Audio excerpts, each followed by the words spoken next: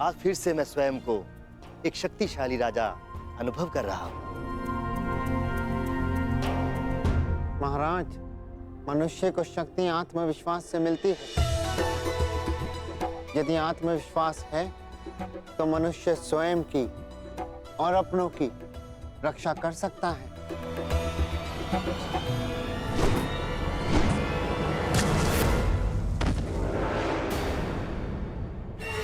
सावधान, आक्रमण हुआ है।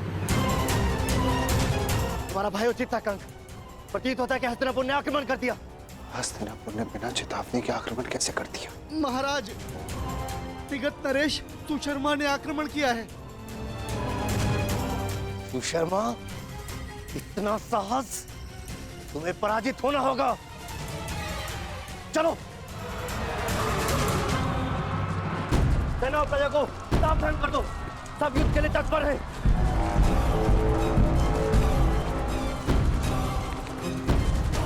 ये जानते हुए भी हिम्मत से दुर्योधन का मित्र राज्य है, सुशर्मा ने आक्रमण का साहस किया। ये तब तक संभव नहीं जब तक उसे किसी बड़ी शक्ति का समर्थन प्राप्त न हो। इसका अर्थ ये सब दुर्योधन ने करवाया।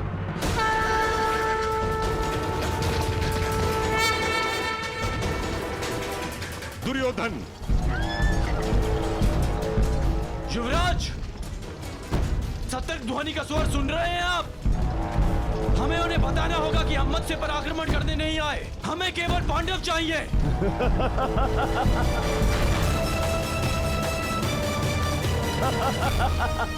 मित्र,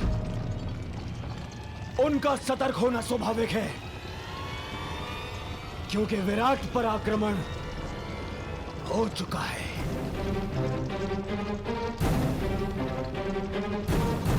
सुशर्मा की सेना दक्षिण छोर से विराट पर पहले ही आक्रमण कर चुकी है।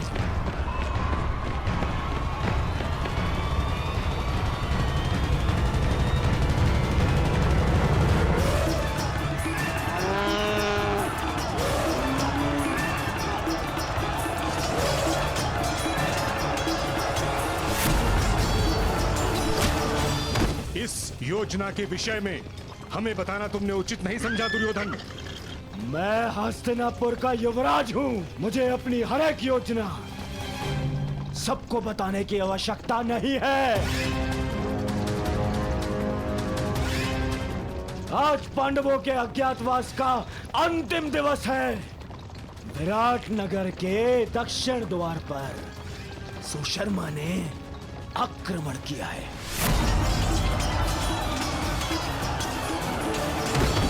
उनका सारा ध्यान विराट के दक्षिण द्वार पर होगा और हम उत्तर दिशा से आक्रमण करके पांडवों को वहीं घेर लेंगे।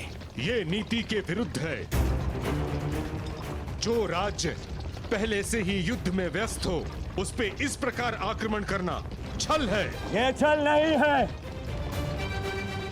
क्योंकि सुशर्मा हस्तिनापुर का ही सहयोगी है। मुझे किसी भी मूल्य पर उन पांडवों को सूर्यास्त से पूर्व पकड़ना है।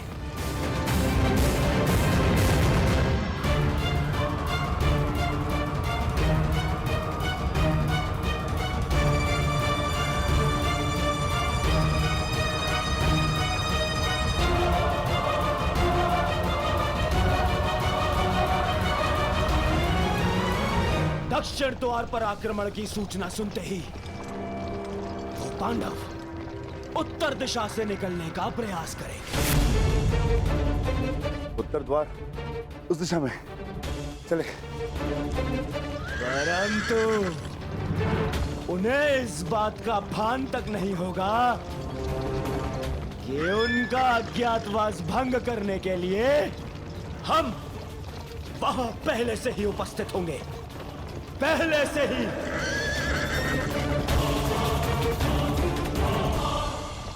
दुर्योधन, अपने साथी, महारथी और सेनापति को इस प्रकार योजना से अवगत न रखना असम्मान माना जाता है और इस प्रकार से छल करके आक्रमण करना अधर्म। मैं आपको साथ केवल इसलिए लाया हूं पितामह ताकि आप सब इस बात के साक्षी हो सके कि मैंने पांडवों का अज्ञातवास धर्म सम्मत भंग किया है।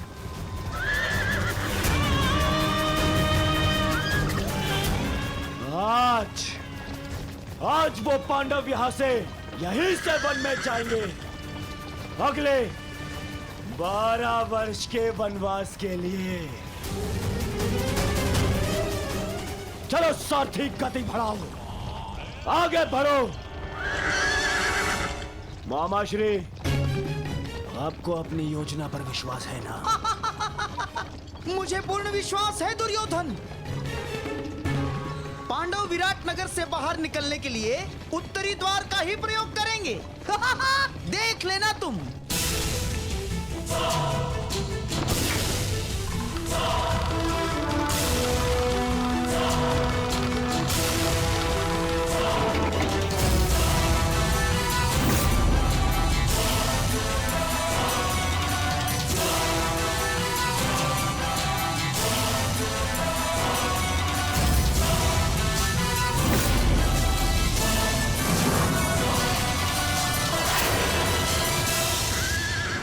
गति बढ़ाओ सारथी, आगे बढ़ो।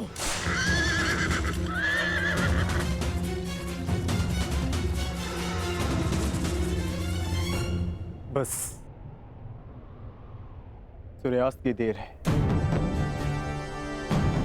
उसके पश्चात हमारा अज्ञातवास संपन्न। ज्येष्ठ शीघ्र ही यहाँ पहुंचते होंगे, उसके पश्चात हम यहाँ से निकल जाएंगे।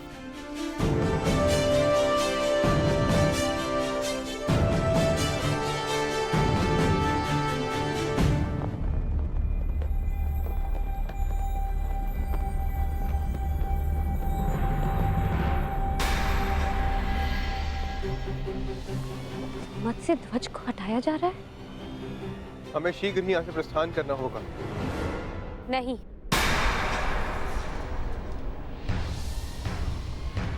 हम नहीं जाएंगे।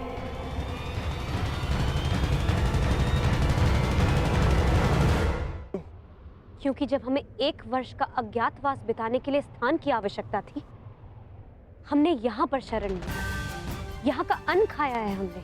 और आज जब विराट नगर को हमारी सहायता की आवश्यकता है, तो क्या यहाँ से जाना उचित होगा? ये क्या कह रही हो पांचाली? वही जो सत्य है और वही जो मैं तुम सबसे कहना चाहता हूं।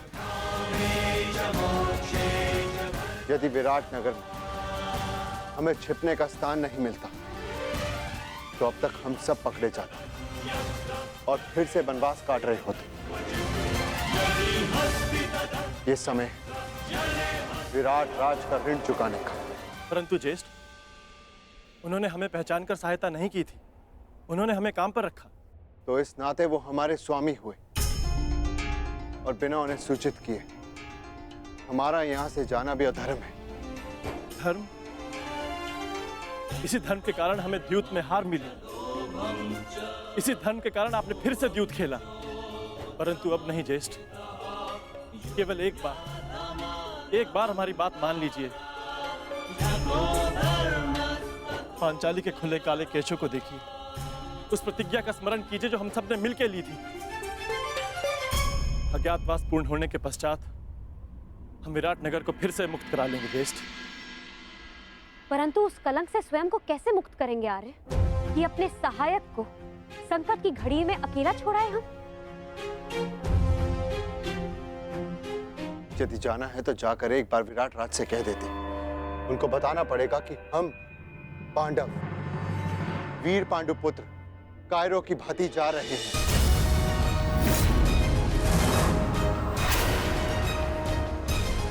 ज्येष्ठ भ्राता श्री सही कह रहे हैं सहदेव। यही समय है, अपने शस्त्रों पर आई धूल हटा ली जाए।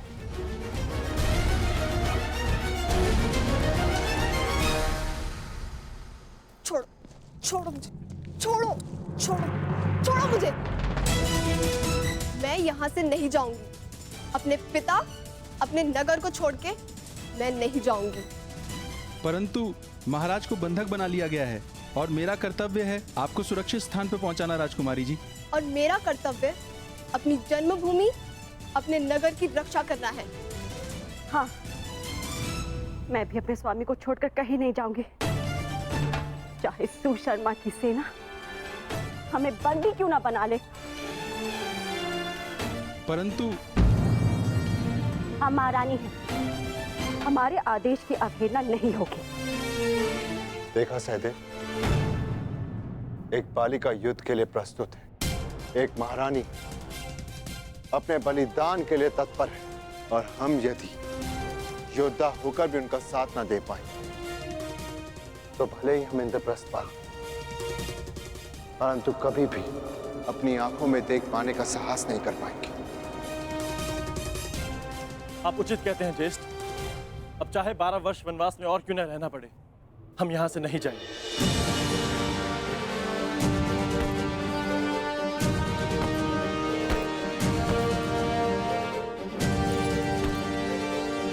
भयभीत होने की कोई आवश्यकता नहीं है माताश्री, मैं आपकी रक्षा करूंगा। मेरे होते हुए राज्य पर कोई कुरुदृष्टि नहीं रख सकता। कहाँ प्रयाण की तैयारी कर रहे हैं युवराज? युद्ध के लिए। ज्ञात है ना, मेरे पिताश्री को शत्रुओं ने बंदी बना लिया है। मैं एक योद्धा हूं, मैं युद्ध करूंगा उनसे, विराट नगर का मान बचाऊंगा। क्षमा चाहती हूँ युवराज, आप अभी बालक हैं, युद्ध कैसे लड़ेंगे? क्यों? संकट के समय में राज्य की रक्षा करना तो युवराज का धर्म है। मेरे पिता मत्स्य राज अभी संकट में, और पुत्र और युवराज होने के नाते ये मेरा कर्तव्य है। निसंदेह युवराज, ये आपका धर्म है, परंतु आपका सुरक्षित रहना भी अत्यंत आवश्यक है। और सेना की एक टुकड़ी महाराज की रक्षा के लिए भेजी जा चुकी है। सेना नहीं, योद्धा की आवश्यकता है। मैं युद्ध करूंगा उनसे। माताश्री, आप ही मुझे बताइए, क्या मेरा जाना अनुचित है? हमारे राज्य पर आक्रमण हुआ और हम ऐसे ही बैठे रह सकते हैं? तुम उचित कह रहे हो पुत्र, परंतु महारानी की जय हो। नगर के उत्तरी छोर से भी शत्रुओं ने आक्रमण कर दिया है।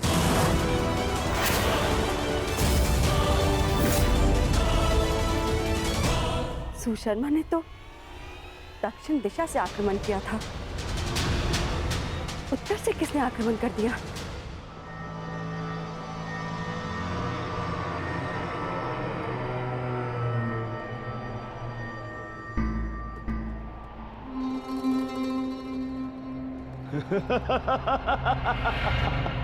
अब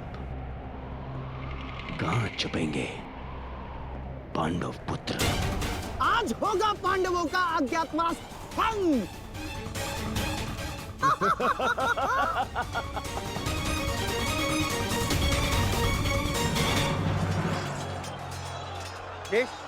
ये तो मवेशी को ले आ रहे हैं।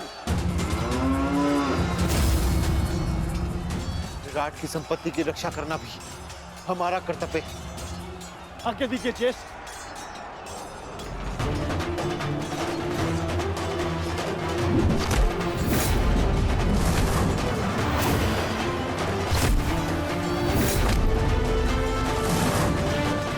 मुझे विश्वास है नकुल और सहदेव इस ओर संभाल लेंगे। हमें शीघ्र ही विराट राज को खोजकर उन्हें मुक्त कराना होगा। भीम, वो रे विराट राज, शीघ्रता करो। बड़ा विराट राजा बनता था, कीचक ही तुम्हारी शक्ति थी। उसके बिना तू एक बूढ़ा हारा पुरुष है विराट राज।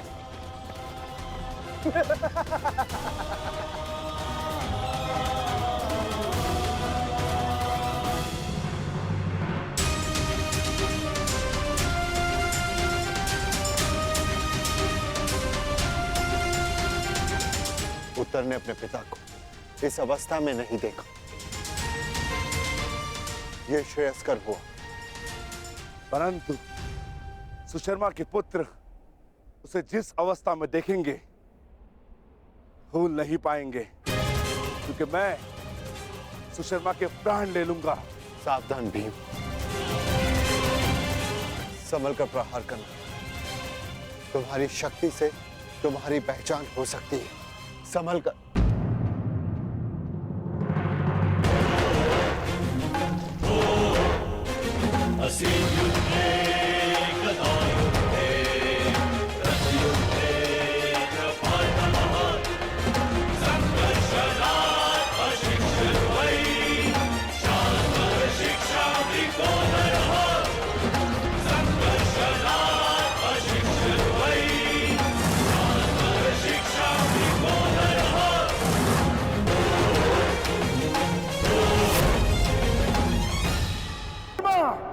मैं तुम्हें चेतावनी देता हूं कि महाराज को मुक्त कर दो, अन्यथा।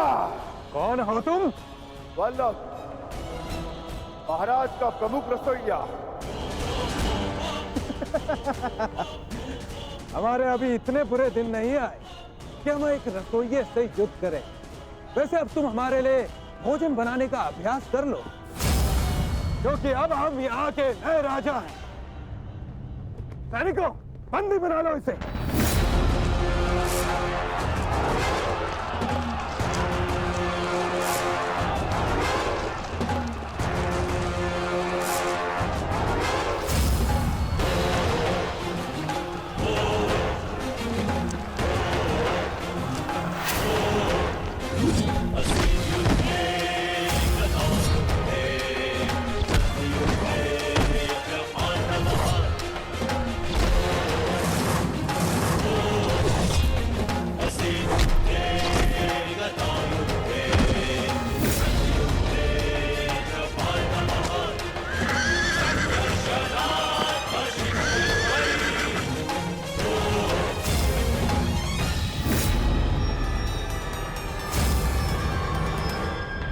हे ईश्वर, दुर्योधन, महाबली भीष्म और अंगराज कर्ण जैसे महारथियों का सामना कैसे करेगी हमारी सेना? कैसे करेगी? युद्ध का वास्तविक आनंद तो महारथियों के साथ लड़ने में ही आता है माताश्री। अब आएगा युद्ध का आनंद। अब सिद्ध होगा कि आपका पुत्र कितना बलशाली, कितना वीर है। अब आप देखना कैसे मैं महान धनुधारी अर्जुन के भांति अपने बाणों से कौरवों का नाश करता हूं।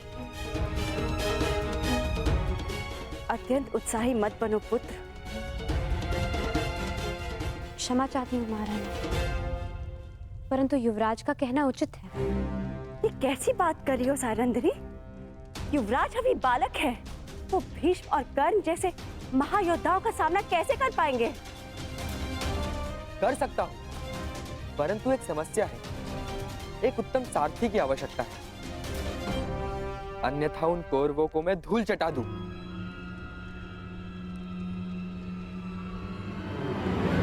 प्रतीक्षा किस बात की युवराज? आगे बढ़िए। क्या? मैं बताती हूँ महारानी। बृहनला कुमार की सारथी बनकर जाएगी। क्या? बृहनला एक किन्नर मेरी सारथी बनेगी? अरे ये नृत्यशाला नहीं, युद्ध भूमि है, युद्ध भूमि। वीणा की तार और अश्वों की रास में बहुत अंतर होता है। वहां मृत्यु तांडव करती है। सैरंद्री, तुम इतना मूर्खतापूर्ण सुझाव कैसे दे सकती हो? कुमार, आपने महान धनुर्धर अर्जुन का नाम लिया, इसी कारणवश मैंने बृहनला को आपकी सारथी बनाने का सुझाव दिया, क्योंकि एक समय पर बृहनला अर्जुन की सारथी रह चुकी। क्या? ये अर्जुन की सारथी? विश्वास नहीं होता।